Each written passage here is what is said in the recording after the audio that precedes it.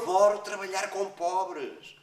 Os pobres nunca põem impedimentos, nem fazem perguntas. Estão tão agradecidos por irem ser proprietários, proprietários, de uma merda de um apartamento de 60 metros quadrados que não fazem qualquer pergunta. Assina aqui. E eles assinam sem ler uma linha sequer. Não vá o procurador pensar que eles são mal educados ou que nunca assinaram um contrato. Eu adoro trabalhar com pobres. Sacar 1 milhão a um rico é uma tarefa árdua, muito difícil. Pelo contrário, conseguir 100 mil de um pobre é fácil. Com 10 pobres já se tem 1 milhão. A promoção do novo empreendimento foi um êxito. À inauguração do primeiro edifício vieram o presidente da Câmara, o diretor do banco, o Miguel Relvas, o António Borges e contratei o Tony Carreira. Foi uma festa de arromba. Bem-vindos ao Bom Sucesso. Desta vez é um bom sucesso com uma pessoa muito, muito especial em Portugal. O ator Luís Vicente, que acabaram de ver, está connosco para o Brasil e para Portugal, através do Facebook, cá e lá. Enfim, canal aberto.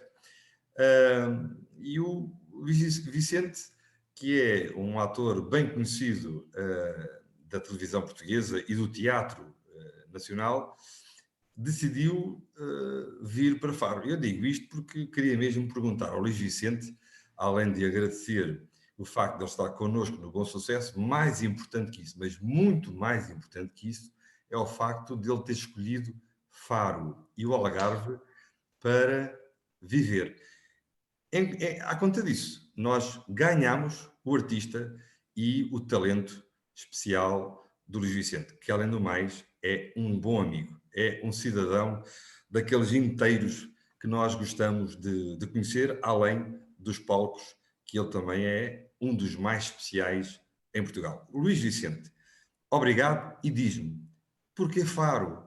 Porquê é que escolheste Faro? Foi há quanto tempo? Como é que aconteceu? Paulo, antes de mais, obrigado pelas tuas gentis palavras, meu caro amigo. A coisa sucedeu desta forma. Houve um momento em que um comum amigo, o professor José Louro, que já não está entre nós, e que fez o favor de ser meu amigo durante mais de 40 anos, um dia telefona-me a dizer-me que havia uns rapazes e umas raparigas aqui na universidade que estavam a concluir as licenciaturas, no tempo das licenciaturas de 5 anos, e que faziam teatro, um grupo de teatro da universidade, e andavam a falar-lhe na possibilidade de se profissionalizar. E se eu sabia como é que isso se fazia, e se era possível, se não era possível, e o José Louro então pediu-me que eu viesse cá falar com os rapazes e as raparigas do grupo de teatro da Universidade do Algarve. Isto abreviando razões, eu fiquei entusiasmado com o que vi e senti neles, e depois aconteceu, umas semanas depois, fui tratar de uns assuntos ao Ministério da Cultura, e aconteceu cruzar-me no pátio com o nosso ministro de então, no pátio do Palácio da Ajuda. E eu contei-lhe o que é que se estava a passar. E o Manuel Maria Carrilho, que era o ministro de então, diz-me: você pega nisso que o Ministério o apoia, porque no Algarve nós não temos uma única estrutura de criação artística profissional. E olha, assim foi. Por um lado, com a solicitação do José Louro, e por outro lado, com o estímulo do ministro, foi assim que eu cá vim parar.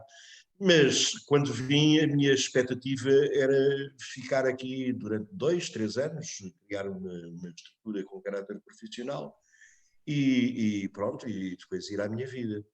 O que acontece é que, o que aconteceu é que o José Louro, enfim, já não era um jovem, não é? E ele até se aposentou na altura, ele era professor na universidade e aposentou-se, para trabalhar na companhia a tempo inteiro.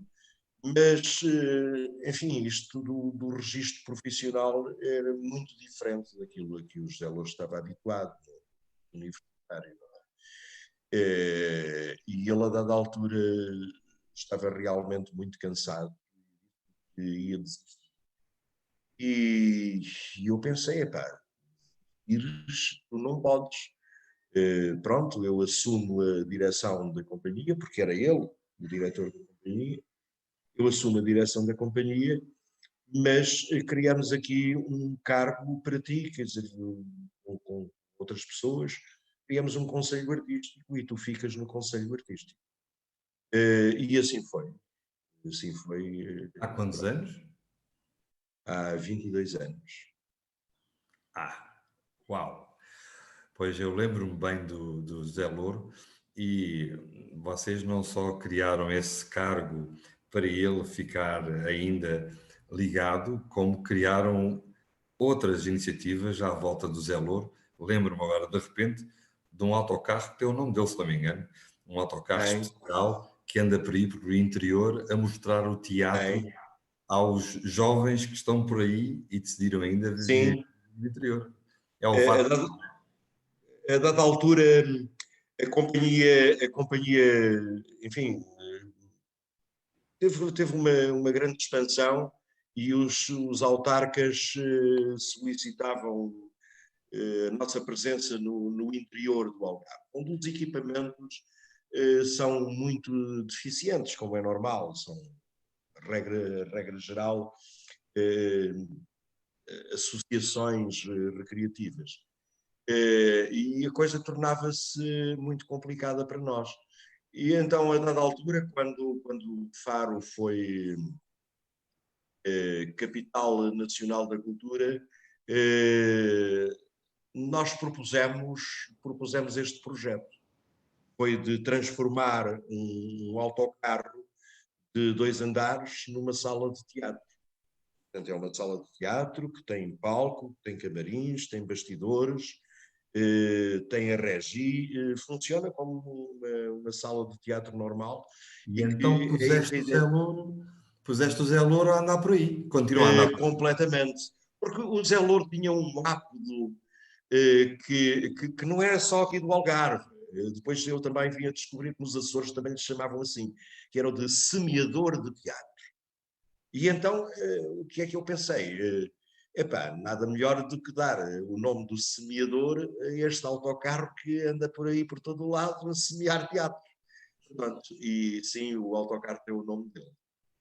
Olha, e depois acontece, a meio desse percurso, agora lembro-me dos anos que tu falaste, 2 dezenas de anos, mas, e entretanto, a Companhia de Teatro do Algarve, a ATA, tu és o diretor, que é de facto aquela que é a Companhia de Teatro do Algarve, no sentido profissional, que tu estavas agora aí a descrever na gênese com o Zé Louro e contigo, e entretanto vocês ficaram e estão, e fizeram reviver uma das peças artísticas mais fantásticas que nós temos da arquitetura no Algarve, ligado ao teatro, que fez, por agora aí, quase 200 anos e que tu reabriste e Sim, continuas teimosamente a escancarar para trazer as pessoas a ver aquela sala lindíssima do Teatro sim, Leto. estamos instalados no Teatro Letas e, segundo julgo de saber, tu tens alguma responsabilidade nisso. E ainda bem que a tens. Estamos aqui instalados desde outubro de 2012 e sim, e neste teatro que tem um carisma, tem um grande carisma. Vamos ver, o teatro propriamente dito existe há 175 anos, mas o edifício é muito mais antigo. O edifício já houve até quem tivesse chamado ao edifício a primeira universidade do Algarve, porque foi aqui que esteve instalado o Colégio Jesuíta. Não é? Depois, com a extinção das ordens religiosas, o edifício ficou em poder do Estado e mais tarde foi alienado em praça pública e foi adquirido por um senhor chamado Lázaro Doglione, um italiano, que veio aqui parar por via de um incidente. Neste nosso mar manso, a dada altura, houve uma tempestade, aconteceu uma tempestade terrível, e o navio em que ele ia naufragou. E ele foi ido por uns pescadores de Tavira, que na altura eram um pequeno lugarejo, e depois foi deslocado aqui para Faro, onde foi instalado na casa de um senhor ilustre da cidade, que tinha uma filha, por quem o Lázaro Doglione se apaixonou, e resolveram casar, e ele ficou por cá. Mais tarde, inclusive, um familiar dele, um primo dele, médico também, veio também instalar-se cá. O Lázaro Doglione, quando adquiriu o edifício, foi explicitamente, ele disse-o com toda a clareza, para transformar o edifício num teatro. Então mandou vir um arquiteto de Itália e deu-lhe estas indicações. Transformar este espaço que aqui está num teatro, com referências ao São Carlos de Lisboa. A referência essencial que ele deu foi essa. Se bem que haja documentos que também falam no Alla Scala de Milão. Pronto, o que ela é perfeitamente normal. Depois, o Lázaro Doglione quis pôr aqui uma companhia, quis instalar aqui uma companhia. E este é um aspecto muitíssimo interessante, que ainda um dia destes, num debate que tivemos, houve uma senhora, a Patrícia de Jesus Palma, que é uma investigadora aqui do Algarve, viu este assunto. Eu vou agora. O Lázaro Doglione tratou de mandar vir profissionais de Lisboa. Contatou umas quantas pessoas, disse-lhes qual era o projeto e pediu-lhes orçamento. E depois fixou-se numa determinada pessoa. E essa, no ator e encenador. E então, na altura, a figura do encenador não existia, era o ensaiador. Bom, e então pediu-lhe o orçamento e o homem mandou-lhe o orçamento, discriminados.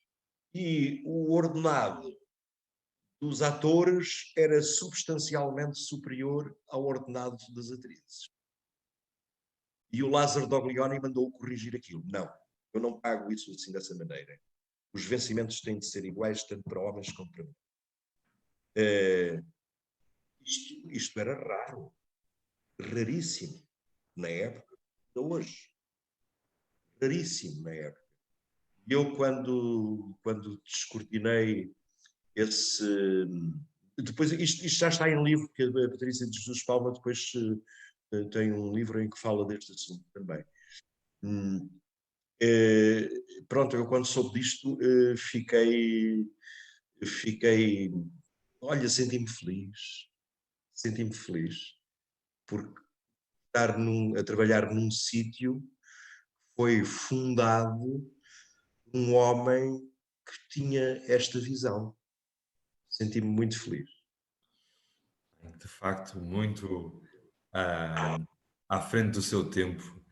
Felizmente em Faro, e um europeu do Sul já com essa ideia. É verdade, é verdade.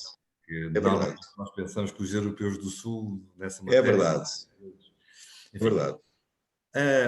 E então, eis que conseguiste, com a tua equipa, recuperar um património público para que todos possamos fruir, e neste quadro de dificuldade que estamos a viver, a cultura, na verdade, em Portugal, sempre vive num quadro de dificuldade. Quando não é a situação financeira internacional, é a situação financeira nacional, é uma questão de prioridades orçamentais, é muitas dificuldades numa região turística em que é muito difícil contratar pessoas para fazer qualquer trabalho, que têm outras oportunidades, e trazer gente para o Algarve, onde normalmente o custo de vida é mais alto comparativamente. É, E agora é esta conversa da pandemia, mais uma dificuldade em que o público, que é a razão de ser do teatro, onde é que está? Onde é que está o teu público, Luís Vicente? nós, em consequência desta pandemia, tivemos de tomar algumas medidas de precaução, enfim, de acordo com as instruções da Direção-Geral de Saúde, e, portanto, temos o espaço público consideravelmente reduzido.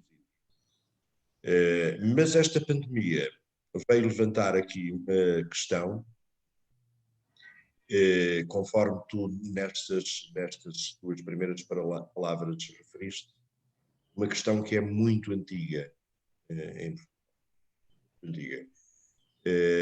e que, digamos, se nós tomarmos como referência o 25 de abril de 1974, essa data, a situação para trás era uma. Depois dessa data passou a ser outra. Houve aqui um problema de base que, enfim, parece que esta atual ministra está a procurar resolver, mas isto tem implicações muito grandes. Houve, de facto, até hoje, talvez 3 pessoas, portanto, estamos a falar de 46 anos, 47 anos, que tentaram resolver o problema, que é o seguinte, muito rapidamente. É assim, com a democratização da sociedade portuguesa, abriram-se muitas possibilidades. E uma das possibilidades que se abriu foi a de levar cultura ao interior do país e as zonas onde habitualmente não existia cultura. Quando eu digo cultura, estou a referir concretamente, não é assim um termo amplo, tão amplo quanto isso, mas estou a referir-me concretamente às artes cênicas, isto é, ao teatro, à música, à dança. Não havia. E com o 25 de Abril começaram a surgir estas estruturas. Agora, o Estado nunca deitou mão nisto, porque as estruturas foram nascendo à medida dos impulsos dos criadores. E depois iam sendo dados pequenos apoios. Ainda hoje os apoios são uma coisa absolutamente ridícula, não é? Iam sendo dados pequenos apoios para que estas estruturas cumprissem uma missão que o Estado não estava a cumprir. Portanto, digamos que estas estruturas são contratualizadas para cumprir a missão que o Estado não tem capacidade para cumprir. Começaram a surgir estruturas de criação artística por todo o lado, e o Estado nunca regulamentou esta situação. E então o que é que nós hoje temos? Temos estruturas que têm escritório em vão de escada, vão de escada com computador, e são trabalhadas ou tratadas exatamente da mesma forma, têm acesso exatamente da mesma forma que uma estrutura como a nossa, que tem um diretor artístico, um diretor de produção, um diretor financeiro, um diretor técnico, atores, pessoas na área da comunicação, pessoas na área de divulgação, nós e outras estruturas, mas não há muitas no país, assim, não há muitas. 7, 8, não mais. Ok? E de modo que isto tornou-se numa enorme confusão, porque hoje em dia chama-se companhia de teatro a tudo. E para mim uma companhia é uma estrutura devidamente, uma entidade devidamente estruturada, com cargos definidos, responsabilidades definidas, etc. Não é? Bom, parece que agora, na prática mesmo, na nossa companhia, com estas nossa condições companhia de público e de número de atuações, continuas de portas abertas, continuas em atividade, e quantas pessoas verdadeiramente tens contigo a dar a cara perante essa sala magnífica que é o Teatro Ledes? mensalmente temos de pagar ordenados a 13 pessoas que têm contrato de trabalho. E quando se trata de fazer determinado tipo de espetáculos que envolvem muito mais gente, então contratamos outros exclusivamente para esse projeto. Mas diariamente aqui trabalham 13 pessoas. Olha, eu estive a ver a programação do Teatro Letos quando tu a lançaste este ano, a programação, antes da pandemia. E é um livro lindíssimo, enormíssimo, imensas peças a trazer aí ao palco do Teatro Letos. Verdadeiramente houve uma interrupção, inevitavelmente, até por obrigação legal, regulamentar nesta altura, e portanto vocês agora estão ainda a ver o que é que vai acontecer, não é? Nós reformulámos a programação. Houve alguns projetos que não foram executados, evidentemente, durante esse período em que estivemos. Mas assim que foi possível abrir, abrimos logo, em junho, com o espaço bastante reduzido. Depois fizemos o espaço de público bastante reduzido, depois temos vindo a fazer algumas correções, mas, enfim, isto nós abrimos com uma capacidade para 68 pessoas, de 321 lugares que o Fui lá teatro... ver uma peça em que tu eras o Ibn Kazi, é que nem sequer havia plateia, estávamos todos nos camarotes e tu estavas no lugar da plateia a fazer precisamente essa peça do Ibn Kazi, já no final do ano passado, e este ano, se calhar mantens assim ainda a sala algumas vezes. Não vamos manter assim. Confinámos a plateia, sobretudo a plateia, confinámos-la. Em relação aos camarotes, é mais fácil pedir a coisa. Mas a plateia, sim, confinámos-la bastante. Digamos que o teatro, neste momento, tem capacidade para acolher 100 pessoas. E pronto, de uma forma segura, não é? E qual é a Pronto. peça que neste momento nos convidas para assistir e aquela que vem a seguir? Porque é estas peças que escolheste, estas que agora teimosamente mantens a porta aberta a convidar a que as pessoas saiam de casa e vão para um espaço seguro para tu falares com ela. Bom, isto tanto de espetáculos de teatro como de música. Por acaso agora não temos até ao final do ano não temos nenhum de dança, porque espetáculos de dança que íamos ter apanharam o confinamento e nem sequer foi possível aos criadores prepará-los. Mas tanto os espetáculos de teatro como os espetáculos de música que vamos ter até ao fim do ano portanto, já estavam programados nessa agenda que referiste.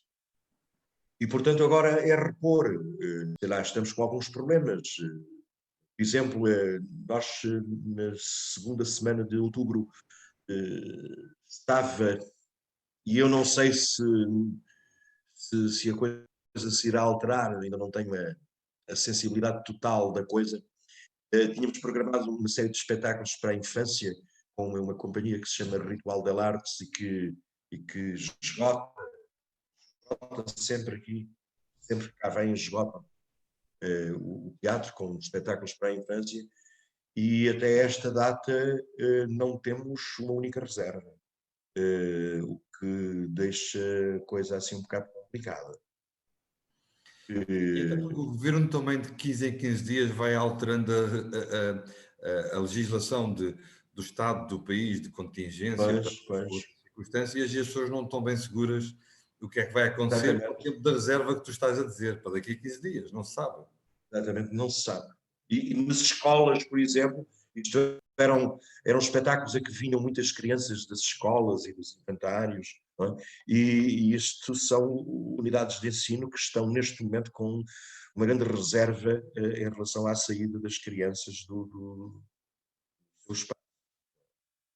E, portanto, pronto, mas isto são problemas inerentes a esta circunstância. Quer dizer, por exemplo, em relação a esta peça que nós temos em cena, as instruções para abolir o Natal, quer dizer, nós temos aqui um calendário preenchidíssimo, com uma digressão pelo norte de Portugal, que em relação a essa penso que não haverá dúvidas, mas depois, a partir de meados de novembro e até finais de dezembro, é uma digressão por Espanha. E a Espanha não está em situação nada famosa e, portanto, eu não sei sequer se vamos poder realizar esta digressão. Olha, ó, Luís Vicente, isso coloca uma situação que já vivemos também no Teatro Municipal de Faro, no Teatro das Figuras, ou no Tempo, em Portimão.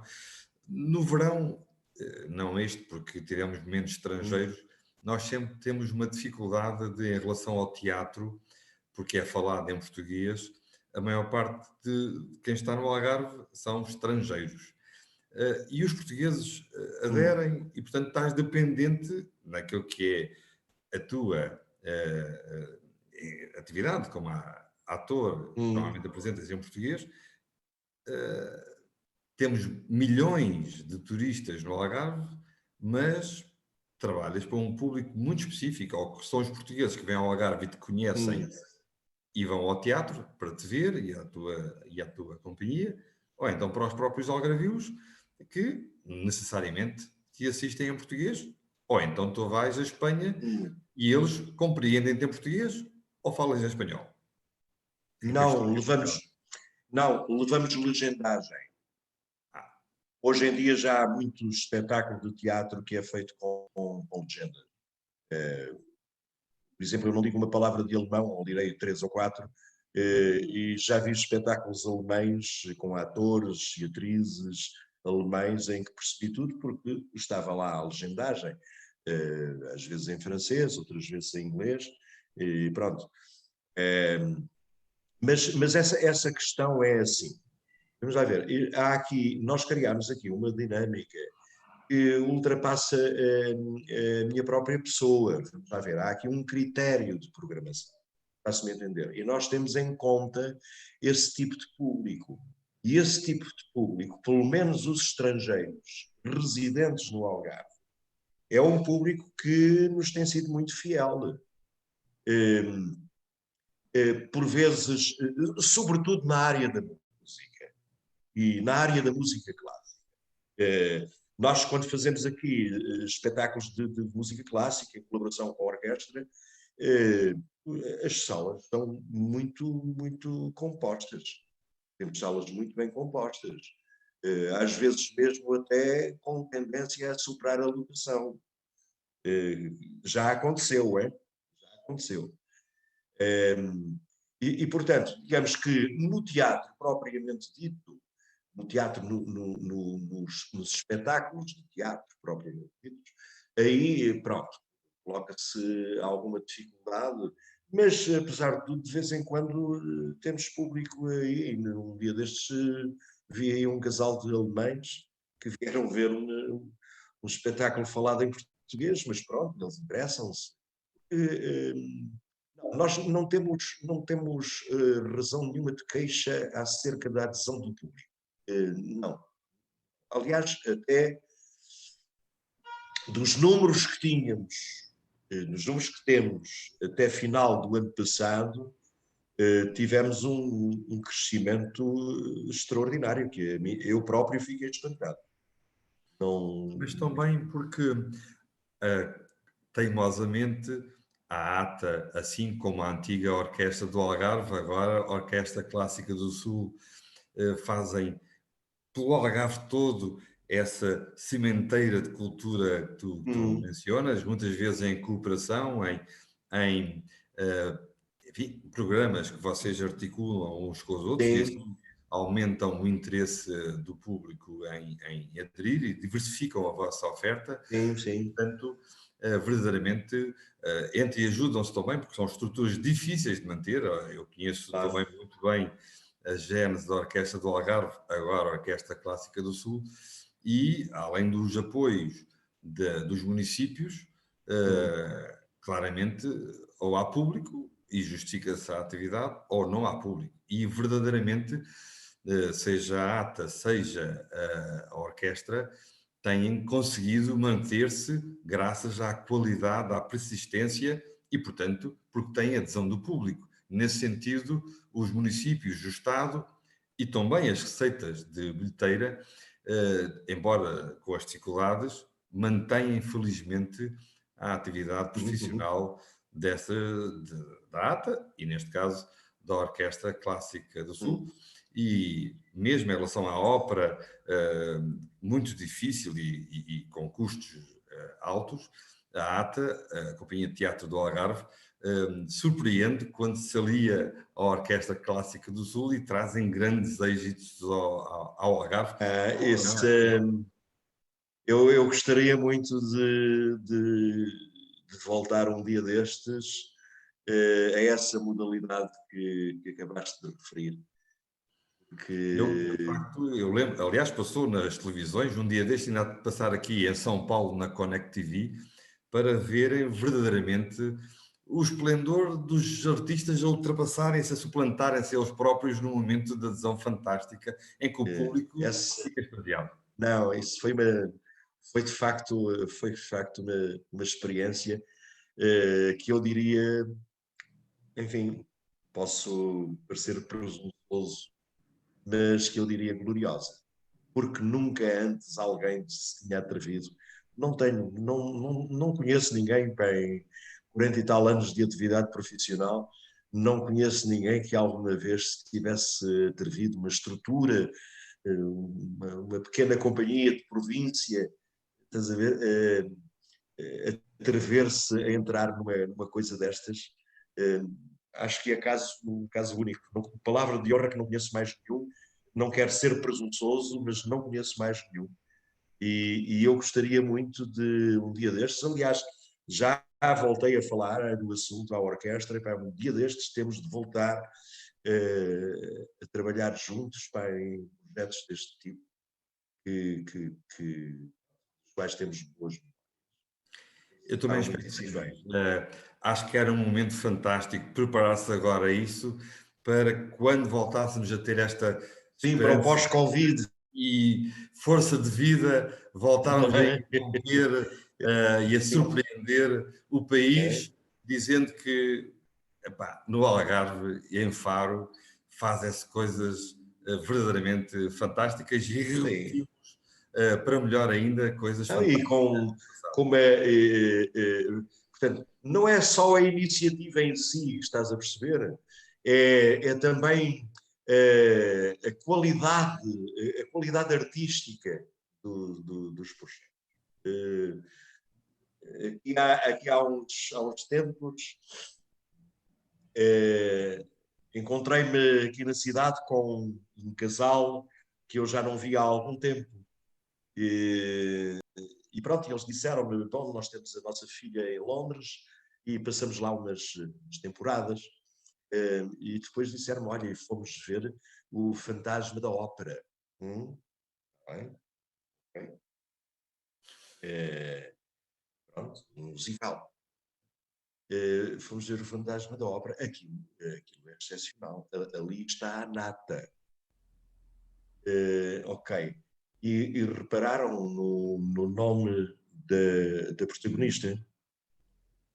Epá, não, pronto, estão lá as fotografias, mas nós não vimos quem era a rapariga. Pois chama-se Sofia Escobar, portuguesa. Não me diga. Bom, e continuámos a falar acerca do assunto, e a dada altura a senhora diz, o guarda-roupa excepcional e tal, pronto, aquelas coisas. E a malvada também, a malvada como ela interpreta aquilo. Repararam no nome? Não me digas que também é portuguesa. É. Já cá trabalhou connosco em 2 óperas, e no dia 20 de março, isto foi há uns 3 anos, no próximo dia 20 de março, vem fazer ao LEDS um recital com o maestro João Paulo Santos. Não me digas. É verdade. Não é? Estávamos... pronto, nesta conversa, porque às vezes não se pensa nisto, não é?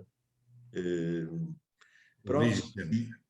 Temos que continuar, como tu, a festejar a vida e nunca desistir, lembrar dos nossos talentos em Faro, em Londres, em qualquer parte do mundo, porque nós, quando fazemos o que gostamos, somos mesmos tão bons ou melhores que os outros todos. Às vezes não reparamos, é mesmo, olha, não me digas. Hoje não reparamos. Era português. Deve ser para não reparar. Luís Vicente, muito obrigado, um grande abraço e sempre é um prazer ouvir a tua experiência e essa teimosia de fazer de Faro talvez, outra vez, mas agora, capital europeia da cultura daqui por uns anos. Um Estamos a abraço. trabalhar para isso. Estamos a trabalhar para Obrigado. isso. Muito obrigado pela atenção e até um dia destes, esperemos que muito breve. Muito obrigado.